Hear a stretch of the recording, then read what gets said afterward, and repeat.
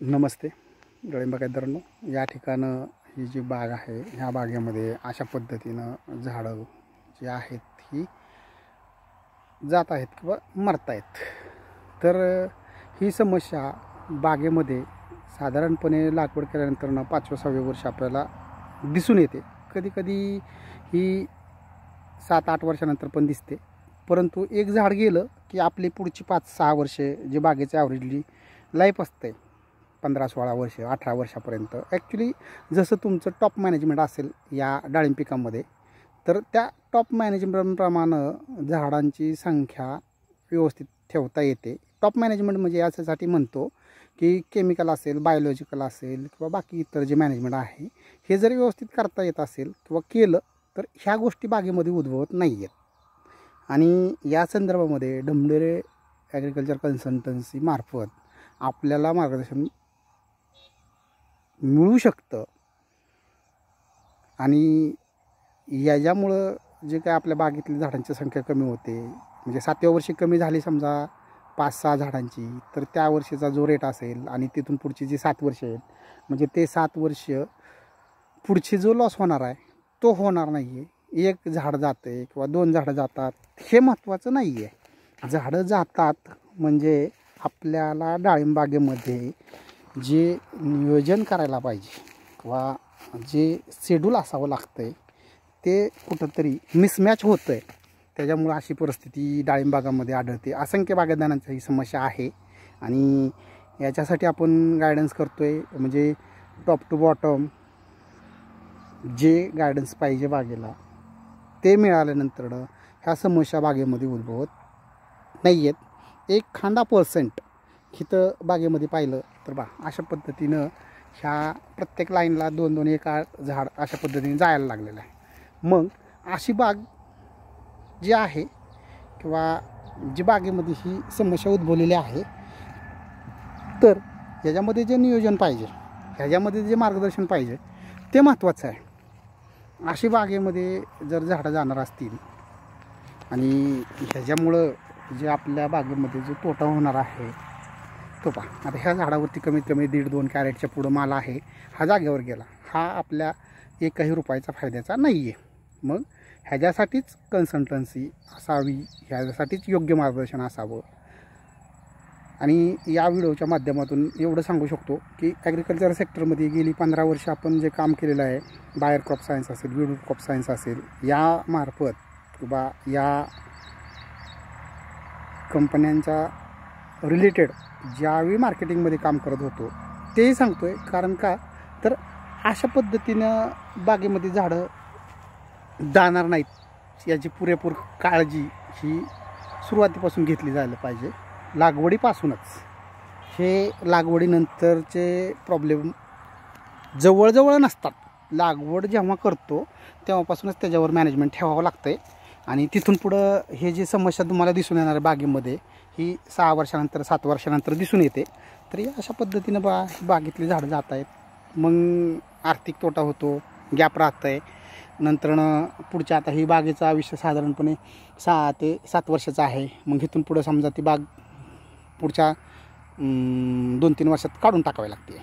मग बाग आपल्याला भेटली किती 8-9 वर्षच भेटली, तर ती बाग आपल्याला कमीत कमी 12 ते 15 वर्ष कमीत कमी चालवणं गरजेचं आहे किंवा टिकवणं गरजेचं आहे.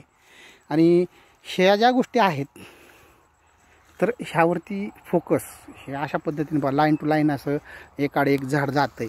मग या ठिकाणं आपल्याला म्हणजे ही जी समस्या आहे ही डाळिंब बागायतदारांची सगळ्यात मुख्य समस्या आहे. त्याच्यानंतरनं बहार धरतानाचं जे नियोजन असावं, त्यातनं सेटिंग होण्यासाठी जर काम काय करावं किंवा कोणते स्प्रे शेड्यूल ठेवावेत, कोणते खतं सिलेक्ट करावीत, ह्या संदर्भात सुद्धा सगळ्यात महत्त्वाचं चांगलं मार्गदर्शन मिळणं गरजेचं आहे. आणि अशा पद्धतीने झाडं जात असतील आणि जर आपलं एक झाड किमान मार्केटच्या रेटप्रमाणे विचार केला तर किमान 1,500 ते 2,000च असते. आणि एका प्लॉटमधले साधारणपणे 10-15 झाडं गेलेली. समजा ह्या प्लॉटमध्ये जवळजवळ म्हणजे थोडक्यात एक 2-3 लाईनमध्येच घेतलं आहे. प्रत्येक लाईनला 5-6 झाडं हे गेलेले आहेत, काही कट केलेले आहेत, का आता चाललेले आहेत. मग अशी परिस्थिती जर बागेमध्ये उद्भवत असेल तर आपल्याला ह्यावरती मार्गदर्शन जोपर्यंत मिळत नाही, आपल्याला टॉप टू बॉटम गायडन्स हे जोपर्यंत मिळत नाही आहे, आणि ह्याच्या पलीकडे जाऊन सांगतो की जे बागेमध्ये आत्ता सगळ्यात महत्त्वाचं किंवा शेती क्षेत्रामध्ये एक नवीन म्हणण्यापेक्षा जुनंच आहे, पण प्रिंटेड शेड्यूल, खत असेल, पाणी व्यवस्थापन असेल, किंवा ज्या गोष्टी असतात त्या प्रिंटेड शेड्यूलनुसार, स्प्रे शेड्यूल असेल, ह्या गोष्टी वापरून शेती करता येत नाही. हे मी दरवेळेस सांगतो आहे आणि आजही तेच सांगतो आहे, पुन्हाही तेच सांगतो आहे की प्रिंटेड शेड्यूलच्या मागं पळू नका. प्रिंटेड शेड्यूलने शेती केली जात नाही. प्रिंटेड शेड्यूल हे फक्त तुमचं शेतीचा खर्च वाढवतं आहे. तो आधी बंद करा. आणि शाश्वत उत्पादन धोरण तंत्रज्ञान हे आपण जे ढमढेरे ॲग्रिकल्चर कन्सल्टन्सीमार्फत राबवतो आहे, ते राबवण्याचं कारण एकच की प्रत्यक्ष प्लॉट व्हिजिट, प्रत्यक्ष प्लॉटमधील असणाऱ्या समस्या, सॉईल कंडिशन, बाकी इतर काय आहेत क्रॉप पॅटर्ननुसार किंवा पीक पद्धतीनुसार त्यावरती काम होणं गरजेचं आहे. आणि त्यावरतीच काम करतो आपण. आणि त्यानंतरच आपण आपल्या कन्सल्टन्सीच्या अंतर्गत जी टॅगलाईन वापरतो आहे, शाश्वत उत्पादन धोरण तंत्रज्ञान, ते याच्यासाठीच. आणि इथून पाठीमागचे व्हिडिओ याच बागेतले होते. आणि आजही हे झाड जाण्याचं जे आहे किंवा हे जे दाखवतो आहे, हे बाकीचं माल वगैरे लागलेला हे अशा पद्धतीने आहे. ह्यात फक्त थोडंसं काही गोष्टी थोड्या मिसमॅच झाल्या, अनावधानाने राहिल्या. हेच मी गोष्ट त्यांना त्यावेळेस बी सांगितली होती बागेमध्ये की बुवा जानेवारी फेब्रुवारीमध्ये आपण त्यावरती काम करू, पण तो अनावधानाने राहिलं. काही गोष्टी असतात की त्या थोड्याशा थांबल्या जातात किंवा कुठंतरी थोडंसं मिसमॅच होतं. मग तुम्ही असं म्हणाल की बाबा हे तुम्हाला माहीत होतं, केलं नाही. करणारा माणूस, सजेशन करणारा वेगळा असतो, करणारा माणूस वेगळा असतो. आणि एक ट्रस्ट ज्याला म्हणतात 100%, तो जर असेल, तो जर पुढच्यानं ठेवला तर निश्चित अशा पद्धतीने झाडं जाणार नाहीत. अशा पद्धतीनं आपण त्या ठिकाणी डाळिंबागेमध्ये किंवा इतर पिकांमध्ये, लिंबूवर्गीय असेल किंवा इतर जी काही फळबागा आहेत, यावरती आपण जे काही वेगवेगळ्या प्रकारच्या समस्या उद्भवतात, तर त्यावरती मार्गदर्शन करतो आणि करत राहणार आहे. ज्यांचा ट्रस्ट आहे, ज्यांना वाटतं आहे की आपल्या बागेमध्ये अशा समस्या उद्भवू नयेत, आणि मलाही वाटतं की अशा बागेतून एकही झाड जाऊ नये, परंतु ते जातं, त्याला माझा नाईलाज आहे. कारण जर तुम्ही ट्रस्ट ठेवला, तुम्ही जर त्यावरती काम केलं आणि ज्या पद्धतीनं जर बागेचं मॅनेजमेंट केलं, तर ह्या पद्धतीने झाडं जाणार नाही आहेत, ह्याची शाश्वती ही आपण देतो. आणि ह्या बागेमध्ये पहिलंही सांगितलेलं आहे, सेटिंग होत नव्हती, बाकीचे प्रॉब्लेम होते, टेम्परेचर 41, 42, 43च्या आसपास होतं, तरीही सेटिंग झालेली आहे. आणि आज अशा पद्धतीने हे लागलेला डाळिंब पिकामध्ये जे फळांची संख्या आहे ती अशा पद्धतीने आहे. हे सगळं एकाच व्हिडिओमध्ये आता तुम्हाला सगळं सांगितलं. डाळिंब पिकामध्ये काय प्रॉब्लेम असतात, काय करावं लागेल, काय नाही, ह्यातलं कोणतंही सोल्युशन तुम्हाला यामध्ये सांगितलेलं नाही. फक्त ज्या समस्या असतात, काय काम करायचं, काय नाही, कसं मॅनेजमेंट ठेवायचं, ह्याच्याविषयी सांगितलं आहे. हे का सांगितलं आहे, मी एखादं औषध तुम्हाला आत्ता मी सजेस्ट केलं बाय चान्स, तुम्ही ते प्रॉडक्ट वापरणार, पण त्याची लाईफ सायकल काय आहे, किती दिवस तुम्हाला रेजिस्टन्स देणार नाही आहे, किती दिवस रिझल्ट देणार आहे, ह्या सगळ्या गोष्टींचा विचार करावा लागतो बा. आणि तुम्ही आता झाडं जायला लागल्यानंतर त्या गोष्टी जर करायचं म्हटलं तर ते शक्य होत नाही. लागवडीपासूनच सुरुवातीच्या जर काम केलं तर ही गोष्ट तुमच्या बागेमध्ये दिसून येणार नाही आहे. हेच या व्हिडिओच्या माध्यमातून सांगणार आहे किंवा सांगत आहे.